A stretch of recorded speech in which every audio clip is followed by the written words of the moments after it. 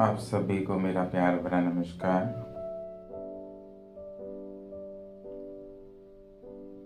आप सभी श्रोताओं का, ज्ञान के जिज्ञासुओं का और जीवन को जानने वालों का सबका मैं एक बार फिर से स्वागत करता हूँ। हमने जो शुरू किया है गीता अध्ययन का, इसके सत्र में आप सबका एक बार फिर से मैं स्वागत करता हूँ। आज हम श्लोक शुरू करें, उससे पहले मैं थोड़ा सा कुछ सूक्ष्म जो आज श्लोकों में भावार्थ आएंगे उनका कुछ सूक्ष्म आपको पहले थोड़ा सा उसके बारे में बताना चाहूँगा। आज ज्ञानी जनों के बारे में बताया गया है। आज के जो श्लोक हैं उसमें कृष्ण ज्ञानी जनों के बारे में बता रहे हैं कि हमारे गुरु, जितने भी हमारे गुरु हैं जिनसे हम ज्ञान लेते हैं या जानते हैं कि जीवन को कैसे, जीवन में अपने दुखों और सुखों से कैसे दूर हो सकें। बेसिकली हम जब भी किसी कहीं गुरुओं के पास या किसी जानकार के पास हम जाते हैं तो हमारा मोटिव जो होता है वो ये रहता है कि हम सुख दुखों से दूर हो जाएं। ये जीवन में इतने कुछ भी पाके, कुछ भी करके खुशी, वो आनंद नहीं मिल रहा, वो आनंद, वो खुशी पाने के लिए। तो अब यहाँ आज जो श्लोक हैं, आज जो सूत्र श्री कृष्ण दे रहे हैं उसमें वो यही बता रहे हैं कि इन सब चीज़ों को पाने आप जब भी किसी के पास जाएं तो उसमें आपको क्या क्या देखना चाहिए, क्या क्या जानना चाहिए, उनके बारे में क्या क्या चीज़ें आपको पता होनी चाहिए, वो कृष्ण आज बता रहे हैं। सबसे पहला तो वो कहते हैं जो भी ज्ञानी है या फिर किसी को गाइड कर रहा है, उसके लिए वो कहते हैं वो मनुष्य काम, क्रोध, मद, लोभ, मोह, अहंकार, ये जितनी वासनाएं हैं इन सब वासनाओं से परे होना चाहिए। इन सातों की वासनाएं हों, उसके भी वासनाएं तो जन्म के खत्म होने के बाद ही जाएंगी, किंतु हों लेकिन दबी हों, उसके कर्मों में ना आए, उनके किसी के कर्मों में ना आए।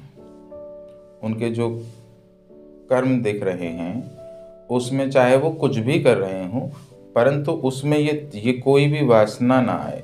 काम, क्रोध, लोभ, मद, मोह, अहंकार, इनमें से अगर एक भी दिख रही है तो अभी गुरुदेव स्वयं रास्ते में।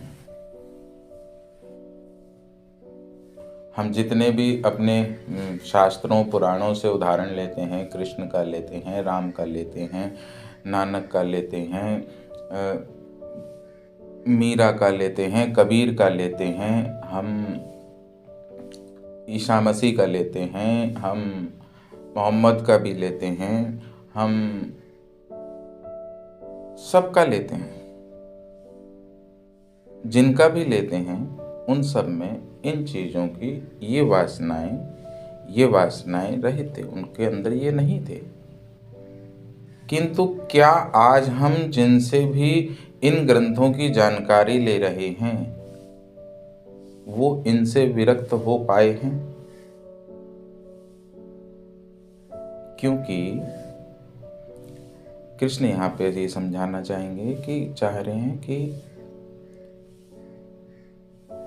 गुरु, कोई भी मनुष्य इन ग्रंथों के ज्ञान को सत्य रूप में देखने में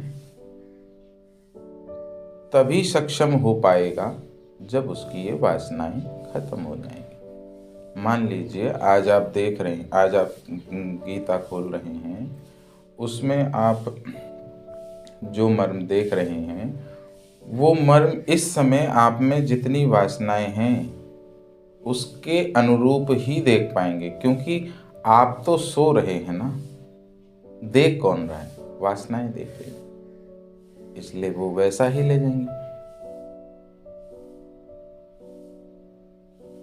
तो हमें किस तरीके से गुरुओं को चुनना चाहिए, या गुरु कहूँ या गाइड कह लीजिए, जो आपके जीवन में आपको रास्ता दिखाए, वो आपका गाइड, मित्र, सारथी होता है।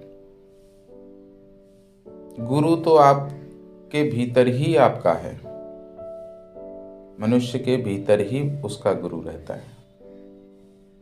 वही गुरु है, वही परमात्मा है। तभी कबीर ने कहा था, गुरु गोविंदो खड़े काके लागू पाए, बलिहारी गुरु आपने गोविंद दियो बताए। जब उसने देखा दोनों खड़े हैं और दोनों एक ही हैं, तो वो बोला फिर गोविंद को के जबरदस्ती छू के क्या करना, गुरु के ही छूता हूँ। गुरु नहीं तो गोविंद का पता बताया था, और गोविंद भी गुरु ही है। यानी वो भीतर ही आपके जो है वही है गुरु। और जो बाहर जितने भी आपका मार्गदर्शन कर रहे हैं, आपको जीवन के सूत्र दे रहे हैं, वो सारथी हैं, मित्र हैं, गाइड हैं। जैसे कृष्ण मित्र रूप में अर्जुन को दे रहे हैं, तो इसका थोड़ा सा ख्याल रखें। आज आइए शुरू करते हैं गीता का आज का श्लोक। आज का श्लोक है गीता अध्याय 3 का 25वां श्लोक। सक्तः कर्मणि अविद्वांसः यथा कुर्वन्ति भारत, कुर्यात् विद्वान् तथा असक्तः चिकीर्षु लोके संग्रहम्। दूसरा श्लोक है न बुद्धि भेदम जन्येत अज्ञानम कर्म संगिनाम जोष्येत कर्माणि विद्वान युक्तः समाचरन्। तीसरा श्लोक है प्रकृते क्रियमाणानि गुणे कर्माणि सर्वशः अहंकार विमूढ़ आत्मा कर्ता अहम इति मन्यते। अब इन 3 श्लोकों में जो कृष्ण कह रहे हैं, वो एक बार मैं आपको थोड़ा सूक्ष्म बता दूं। जिस प्रकार अज्ञानी जन फल की आसक्ति से कार्य करते हैं, उसी तरह विद्वान जनों को चाहिए कि वे लोगों को उचित पथ पे ले जाने के लिए अनासक्त रहकर कार्य करें। अब इसी श्लोक में पहले श्लोक में यहाँ पे कृष्ण ने गुरुओं के लिए एक आदेश दिया है। जो भी गाइड बनना चाहते हैं या जीवन सूत्र देना चाहते हैं समाज को, उन सब के लिए एक यहाँ पे सीधा गाइडलाइन दे दिया कृष्ण ने। वो कहते हैं जिस प्रकार अज्ञानी जन फल की आसक्ति से कार्य करते हैं, जिस तरीके से पूरा समस्त संसार जो इन गुरुओं और तथाकथित गुरुओं और गाइडों के पास जा रहे हैं, उनसे उनके सामने जितने भी लोग जा रहे हैं, उन सब लोगों के लिए यहाँ पे कृष्ण कह रहे हैं कि जिस प्रकार अज्ञानी जन, वो सब अज्ञानी हैं, वहाँ पे जानने ही तो आए हैं। तो अज्ञानी जन फल की आसक्ति से कार्य करते हैं, मतलब वो जितने भी वहाँ बैठे हैं, वो किसी न किसी फल की इच्छा से वहाँ पे आए हैं। तो उन सबको कृष्ण अज्ञानी जन कह रहे हैं। और फिर उसके बाद कहते हैं उसी तरह विद्वान जनों को चाहिए कि वे लोगों को उचित पथ पर ले जाने के लिए अनासक्त रहकर कार्य करें। इसलिए वो यही कह रहे हैं कि अब वो जो जितने भी सारे सामने बैठे हैं, जिनको गुरुजन ज्ञान दे रहे हैं, उन सबको अनासक्त होके कार्य करने के लिए कहना नहीं है। कहने से पहले इन गुरुजनों को स्वयं अनासक्त रहकर कार्य करना चाहिए। वो कह रहे हैं उन्हें स्वयं अनासक्त रह के कार्य करना चाहिए, कार्य से भागना नहीं। कार्य में करना चाहिए और वह भी अनासक्त रहकर।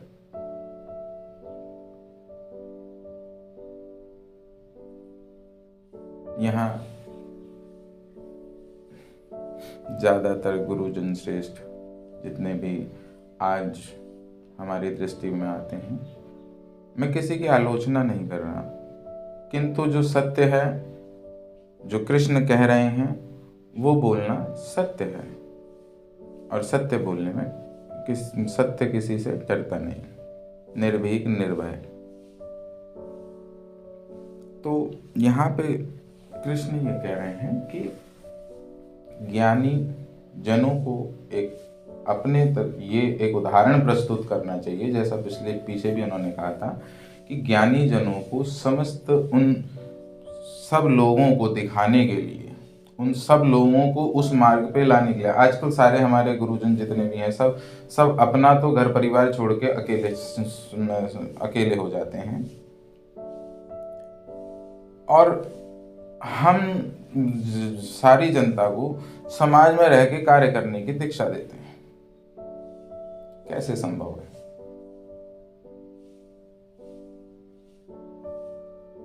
संभव कहाँ है? नानक देव जी थे, उन्होंने घर भी जलाया, ज्ञान भी दिया, अनासक्त रहकर ज्ञान दिया उन्होंने। कोई आसक्ति उनमें, उनका चेहरा देख के ही एक प्रेम झलकता है। वो स्वयं ब्रह्म हो गए। अनासक्त जो हो गया वो स्वयं ब्रह्म हो गया, यानी उसमें और आपके भीतर के गुरु में और उस गोविंद में कोई फर्क नहीं रह गया। तो आप अपने गुरुजनों का मिलान करें। उसके अगले श्लोक में जो कृष्ण ने कहा है, वो कह रहे थे, विद्वान व्यक्ति को चाहिए कि वह सकाम कर्मों में आसक्त अज्ञानी पुरुषों को कर्म करने से रोके नहीं, ताकि उनके मन विचलित ना हो। अब देखिए यहाँ पे एक और गाइडलाइन, वो उन विद्वानों को भी, उन ज्ञानियों को भी एक आदेश देते हुए यहाँ पे कह रहे हैं कि उन ज्ञानियों को चाहिए, उन गुरुओं को चाहिए कि वो नीचे जितने लोग उनकी बातें सुन रहे हैं उन सबसे पूछे वो क्या करते हैं, उनको रोके नहीं कि आप ये कल से ये करना बंद कर दें, रोके नहीं। अगर रोकेगा तो उनके तो मन विचलित हो जाएंगे ना। इसीलिए यहाँ पे होता क्या है, आधे उस गुरु के पास जा रहे हैं, आधे उस गुरु के पास जा रहे हैं, आधे उस गुरु के पास जा रहे हैं, हर गली हर मोहल्ले में गुरु बैठे हैं। यहाँ पे कृष्ण कह रहे हैं विद्वान व्यक्ति को चाहिए कि वह सकाम कर्मों में आसक्त अज्ञानी पुरुष को कर्म करने से रोके नहीं, ताकि उसका मन विचलित ना हो। उसे रोकना नहीं है, कर्म करने से क्यों रोकना है किसी को? हमारे गुरुओं ने हमें कर्मों से ही तो रोक दिया, क्योंकि वो एक भीड़ चाहते थे। भीड़ कभी सत्य को प्राप्त नहीं होती। जहाँ चलना ही अकेला है, वहां भीड़ कहाँ जा पाएगी? तो इसलिए यहाँ पे कृष्ण कह रहे हैं कि किसी भी जो भी ज्ञानी जनों के सामने जो भी पुरुष आता है, जो भी जिज्ञासु आता है, उसको उसके मन को विचलित नहीं करना है। यहाँ आपने देखा होगा, यहाँ तो हर ज्ञानी की जो भी भाषण आता है वो सिर्फ हमें यही बताने के लिए संबोधन आता है कि हमसे बड़ा अधम पापी नीच आदमी कोई नहीं है। तो ये मन तो खत्म हो गया। अगर मैंने मुझ में ब्रह्म को देखा, मैं ब्रह्म में स्थित हुआ, तो क्या मुझे इतनी सी बात नहीं पता चल रही कि मैं जो मुझ में है वही उसमें है, और मैं ब्रह्म को ही गालियां दिए जा रहा हूं? तो उन्होंने कैसे जान लिया उस ब्रह्म को? मेरा एक छोटा सा हर ज्ञानी जन से, हर गुरुजन से एक सवाल है, जो भी अपने सामने बैठी जनता को कोसते हैं, गाली देते हैं, क्योंकि यहाँ पे कृष्ण वही कह रहे हैं कि उनके मन को विचलित ना करें, अपितु भक्ति भाव से कर्म करते हुए वह उन्हें सभी प्रकार के कार्यों में लगाएं। वो क्या कह रहे हैं? कृष्ण कह रहे हैं उन्हें रोकना नहीं है, वो जो कर रहे हैं उन्हें उसमें ही चलने दीजिए। बस उसमें उनका उनका जो मार्ग है वो प्रेम से भर दीजिए, वो प्रेम से भर दीजिए। अब प्रेम से भरने के लिए वो भरने वाले के पास स्वयं होना चाहिए। अब स्वयं तो उनके पास है नहीं, क्योंकि स्वयं होता तो वो किसी पे चिल्लाते तो नहीं। अभी मैं भी कई चीजों की आलोचना कर रहा हूं, किंतु मेरे स्वरों में कहीं आपको क्रोध नहीं दिखेगा, क्योंकि किस पे क्रोध करूं। ये सब कृष्ण कहते हैं गीता में। जब हम गीता पढ़ते हैं समझने के बाद भी हम समझ कैसे नहीं पाते। ये कोई कृष्ण गीता या कोई भगवत्ता नहीं है, ये जीवन है, ये सत्यता है हमारी। हमें इसको प्राप्त होना है, और जब हम इसको प्राप्त होते हैं तभी हम आनंद में आते हैं। उसके पश्चात हमें कुछ मिले ना मिले, हमारी आवश्यकताएं प्रकृति स्वयं पूरी कर देती है, लेकिन हमें उस तक एक गहरे परीक्षाओं के सागर से गुजर के जाना होता है। तो यहाँ पे कृष्ण वही कह रहे हैं कि उन्हें उनके कार्यों में उन जो कर रहे हैं उससे मत हटाइए, उसी में चलने दीजिए, और उन्हें यह कहिए कि उसमें भक्ति भाव एक धारा बहाएं। भक्ति भाव क्या होता है? अब भक्ति भाव बोलते हैं तो जो यहाँ हर कोई एक गुरु मंत्र दे देते हैं। अब वो आदमी जिसको गुरु मंत्र मिलता है वो मन में तो गुरु मंत्र जपता है, किंतु बाहर जैसे कोई दूसरा उसे दिखता है कुछ करते हुए, उसको उसके लिए उसके मन में बुरा आएगा, उधर से बुरा आएगा। जो नहीं कर रहा उन सबको देख के हीन भावना आएगी। उसका क्या होगा प्रभु? उसको इस माला जपने की वजह उसे प्रेम सिखाने की जरूरत है। इस ब्रह्मांड से, इस पूरे संसार से, समष्टि से, सृष्टि में होने वाले हर कार्य से प्रेम करना सीखना पड़ेगा। वो प्रेम अपने कर्मों में लाना होगा। जब वो प्रेम कर्मों में लाएंगे, वही प्रेम। भक्ति क्या है? भक्ति भाव, यहाँ पे कृष्ण कह रहे हैं भक्ति क्या है? भक्ति प्रेम है। भक्ति प्रेम है। प्रेम का भाव जो एक दिल से उठता है, उसी भाव को वो आत्मा स्वीकार करती है। वही आत्मा परमात्मा का अंश है, और जो अंश ने स्वीकारा वही असीम भी स्वीकार कर लेता है। तो वो एक प्रेम की भावना दिल से यही मांगता है।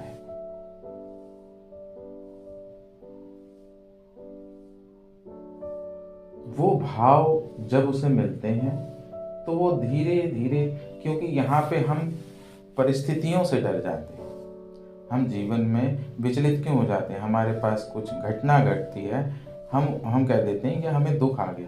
दुख नहीं आया है, वो आप जिसे दुख समझ रहे हैं वो दुख नहीं है, वो घटना है आपके जीवन की, बस मात्र एक घटना। उसे सुख या दुख का टैग आप देते हैं। क्यों दे रहे हैं? घटना थी, घट गई। जैसे बाढ़ आई चली गई, अब क्या बाढ़ के पीछे रोते रहोगे, या अब जो बच गया उसे दोबारा बनाओगे? और बुद्धिमानी क्या कहती है? घटना थी, टल हो गई। आप तो है ना, ये रूप आपका जीवित है, आप फिर से सब बनाए। ये आखिरकार ये सब बनाने वाले ही तो आप हैं। ये प्रेम है। आप अपने को, ये पूरे समाज ने, पूरे सारे हमारे गुरुओं ने, पंडितों ने, पुजारियों ने, सब ने हमें ये कह कह के और ज्यादा पापी बना दिया है, और ज्यादा सोचने पे मजबूर कर दिया कि हम तो कुछ है ही नहीं। जो यहाँ जो भी रूप है, ये रूप ही उस परमात्मा में है। और जितने में है वही उसका अंश है और वही आप हैं। यही जानना, ये पूरी गीता से हम यही जानते हैं। तो यहाँ पे कृष्ण कह रहे हैं कि वो भक्ति भाव, वो प्रेम, सर्वस्व, सर्वे भवन्तु सुखिनः सर्वे सन्तु निरामया, वो सर्वभौम एकत्व वाला प्रेम वो भीतर लाइए, ज्ञान लीजिए, उसके बाद उसको उतारने की कोशिश करिए, धीरे धीरे धीरे धीरे कर्मों के जरिए।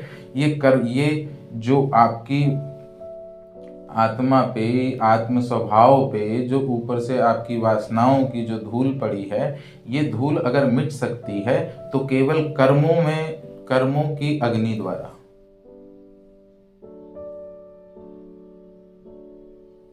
अगले श्लोक में कृष्ण कह रहे हैं, जीवात्मा अहंकार के प्रभाव से मोहग्रस्त होकर अपने आप को समस्त कर्मों का कर्ता मान बैठता है, जबकि वास्तव में वे प्रकृति के 3 गुणों द्वारा संपन्न किए जाते हैं। अब देखिए यहाँ पे उन्होंने एक और गूढ़ रहस्य बता दिया। यहाँ इसको, गीता को कोई भी ग्रंथ मान के इसकी बिल्कुल संभाल के कोठे में ना धरते। ये जीवन की गाइडलाइन है। जैसे आप वॉशिंग मशीन लाते हो उसके साथ एक किताब आती है, या कोई भी इलेक्ट्रॉनिक आइटम लाते हो उसके साथ एक किताब आती है, मैनुअल। ये मैनुअल है हमारा, ये आपको आपके जानने की किताब है। इसमें यहाँ पे ये कह रहे हैं कि जीवात्मा अहंकार के प्रभाव से मोहग्रस्त होकर अपने आप को समस्त कर्मों का कर्ता मान बैठता है। अब आप किसी भी कर्म को किसी भी कर्म को स्वयं कर्ता मान लेते हैं। कैसे मान लेते हैं? कौन कर रहा है? अभी आपसे कोई भी पूछे कौन कर रहा है, आप बोलेंगे मैं कौन, अपना एक नाम बता देंगे। ये जो नाम और जो मैं है, यही आपका अहंकार है। इसकी कोई एग्जिस्टेंस है ही नहीं। नाम की क्या एग्जिस्टेंस है? आपको जन्म के 12 दिन बाद, 10 दिन बाद, कहीं 4 दिन बाद, अलग अलग पंथों के हिसाब से, जिसमें जैसी रीति रिवाज है उसके हिसाब से आपको पैदा होने के बहुत समय बाद एक नाम मिला। तो पैदा होने से उस समय तक कौन थे आप? कहाँ है वो? और हमारे सारे कर्म उस नाम से जुड़े, उस मैं से, उस अहंकार से जुड़े होते हैं। तो यहाँ पे कृष्ण कह रहे हैं कि इसी करके आप अपने सारे जीवन में, कोई कुछ भी कर ले, कहता है मैंने अब जीवन में बहुत किया, मैंने जीवन में ये मेहनत करी, मैंने जीवन में वो झेला, मैंने जीवन में ये नहीं। आप हैं कौन झेलने वाले?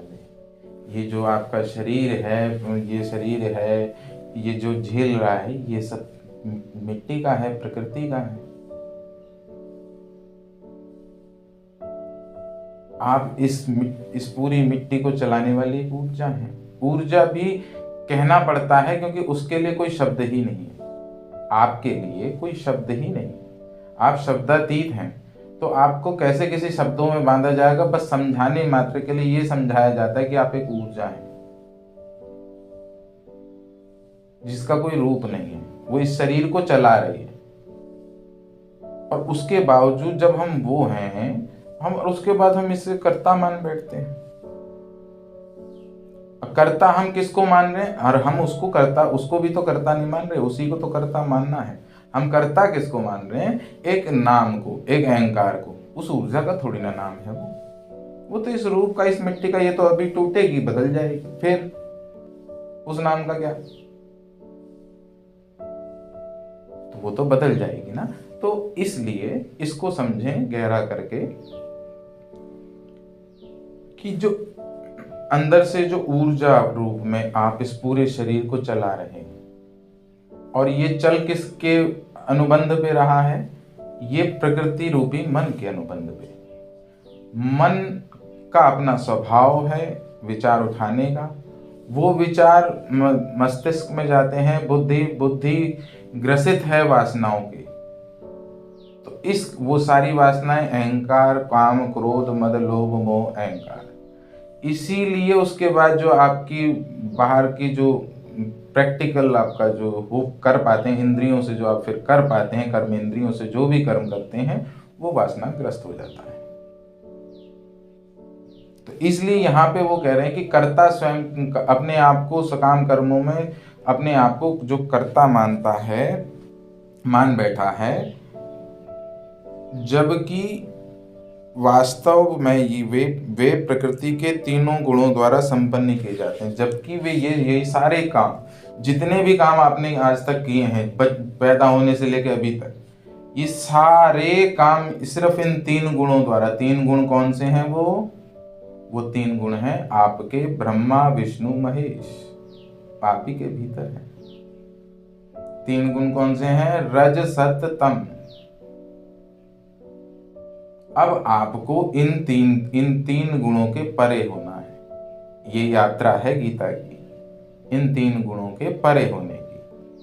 तो तीन गुणों से परे होने के लिए ये तीन गुण सारे कार्य कर रहे हैं, लेकिन आपने इन तीन गुणों को आज तक कोई श्रेय दिया ही नहीं। इनको तो आपने मूर्ति बना के बाहर बैठ दिया। और फिर कई जगह जबकि आप अधर्म करते वक्त भी ये सोचते हैं भगवान थोड़ा ना देख रहा है। अरे वो देखने के लिए कहीं और से नहीं आएगा, वो आपके भीतर ही बैठा है। वो आपके हर भाव को जानता है। यहाँ पुलिस, कैमरा और सब चीजें तो आपके कर्म को, बाहर से बाहर के कर्म को देख सकती हैं, वो तो आपके भाव को तक ले रहा है।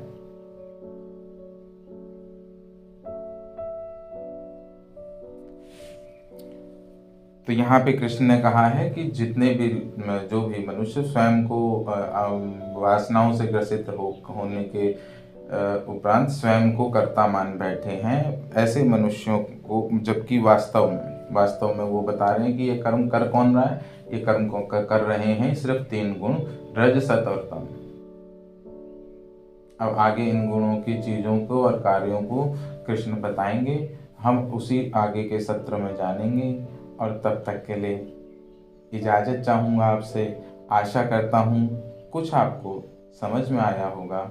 और अगर किसी भी तरीके का कोई प्रश्न हो, आप पूछ सकते हैं, कमेंट में पूछ सकते हैं। बिल्कुल बेझिझक जवाब दिया जाएगा। आपके हर सवाल का स्वागत है, प्रश्न का स्वागत है। और ऐसे ही हम पूरे इस गीता अध्याय के अंत तक ये पूरा जान जाएंगे मैं कौन हूँ, और किस तरीके से उसे जानना है, वो भी जीवन के सारे सूत्र इस गीता अध्ययन के अंत तक आप सबके पास होंगे। आप सबका जीवन उत्तम हो, आप उस अनंत को जानें। इसी मंगल कामना के साथ फिर मिलेंगे।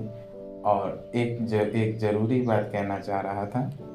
अगर आपको पसंद आया हो व्याख्यान और आप चाहते हो ये अच्छी बातें सब तक पहुँचे, तो इसमें मेरा सहयोग करें, इसको आगे बढ़ाने की कोशिश करें, ताकि सबके पास वो प्रेम सब में फैलाएं।